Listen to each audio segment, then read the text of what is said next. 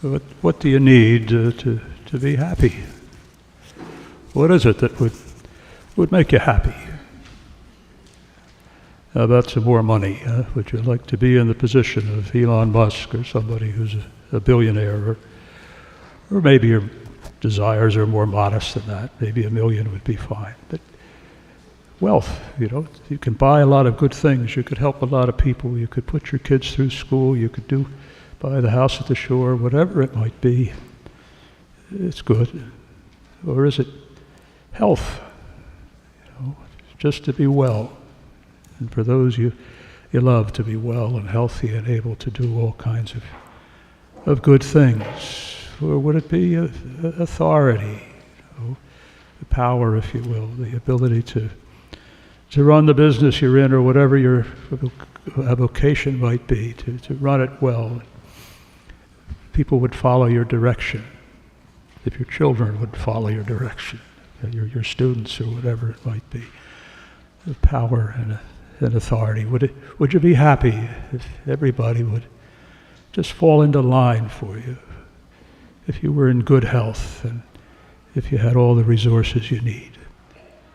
They all seem to be legitimate hopes and desires. And yet, today, in the gospel reading which we just heard, Jesus gave us the Beatitudes. And the Beatitudes really are just his recipe for happiness.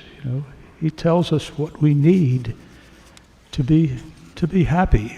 We say blessed is this and blessed is that. We could put the word happy into it. And think about a few of the Beatitudes and what they mean to us. Maybe to dwell on just a couple of them. Happy are the meek, for they will inherit the land. The meek, what's it mean to be meek? Does it mean to be weak and submissive and at the disposal of all those around us? Or does it mean to be patient, and to be submissive simply to the will of God? Okay. Of course, would suggest that it's the latter. Okay. We don't want the Eagles to be meek on the football field today. Okay. We want them to be very strong indeed. Okay. But we're called to be meek. We're called to be submissive to God's will. And sometimes that takes more strength than just being submissive to everything that happens around us, or being weak and mealy-mouthed. We're called to be meek, to put the Lord's will first and foremost. Blessed are the peacemakers, for they will be called children of God. And blessed are the merciful, for they will be shown mercy. Happiness, complete, total happiness, resides only in the heart of our God. The thing is, though, that he invites us to come into that heart, to share his life. He uses us to do what he would do, what he wants to do in our world and in our lives. He channels his own love into our world, his love into our world through each of us by our response to his will and his calling. And he calls us to strive in a difficult and warring at times world that we find ourselves in, to be peacemakers, to start in our own little homes, our own work, our own environment, and to strive to find ways to bring God's peace and love to one another. And he challenges us to be merciful as he is merciful. I often say, it seems to me that the most godlike thing that we're able to do as human beings, the best way, if you will, the closest way that we can enter into the very action of God is when we forgive. What a great power that is.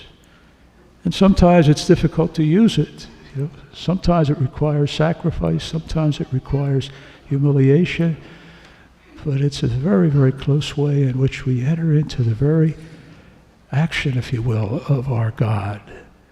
And it's a source of tremendous peace and happiness, if you will, not only to those that we forgive, but to ourselves. Blessed are the merciful, for they will obtain mercy. Blessed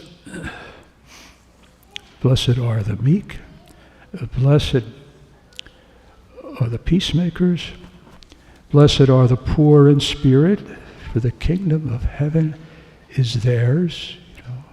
A poverty that the Lord invites us to, which is not necessarily a material poverty, or that may be what he's calling us to, but a total dependence on the Lord and his love for us and his gifts to us.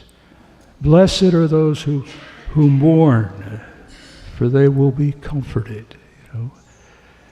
To be mourning does not just mean that we walk around with a long face because we've suffered the loss of a loved one. We may mourn over that. It's a sign of our love and care and concern. But what we're most challenged to mourn about is our own sins. Not because the Lord wants to see us punishing ourselves or with long faces, but if we're sorry for our sins, we open ourselves to his comfort, his love, his care for us, because he wants to reach out and embrace us with his forgiveness and his healing and his mercy. The Beatitudes, the Lord's recipe for happiness, and we're called to share in it. In our first reading today from the prophet Zephaniah, we're called and invited. Let's read a little bit of it. To seek the Lord, all you humble of the earth, who have observed his law. Seek justice, seek humility. Perhaps you may be sheltered on the Lord's day of anger. But I will leave as a remnant in your midst a people humble and lowly. The Lord promises a remnant in our midst. And throughout the history of God's relationship with man, that remnant has been there in good times and in bad. In the Old Testament, when the chosen people rejected the Lord and walked away from him and suffered the consequences of that, there was always prophets. There were always perhaps a few, perhaps a very few, who remained faithful, who responded to the Lord's recipe for happiness by proclaiming his word. In the New Testament, with the church, throughout the foundation of the church, from the very beginning, we had 12 apostles, and one betrayed the Lord. Only John stood at the foot of the cross, the remnant, if you will, with the mother of the Lord. But the remnant was there. And throughout the history of the church, there have been difficult times, and there have been beautiful times. There have been great sinners, terrible calamities that have affected the church and the world, and there have been great saints. Your choice and mine, in a difficult and challenging time in which we live, is to be part of the remnant, to keep our eyes focused on the Lord, to seek to be channels of his love and peace to others by our taking the Beatitudes and striving to live them and to spread the good news that Jesus is not only Lord, but Jesus is alive and in our midst. We celebrate his presence now as we continue with the Eucharist. God bless you all.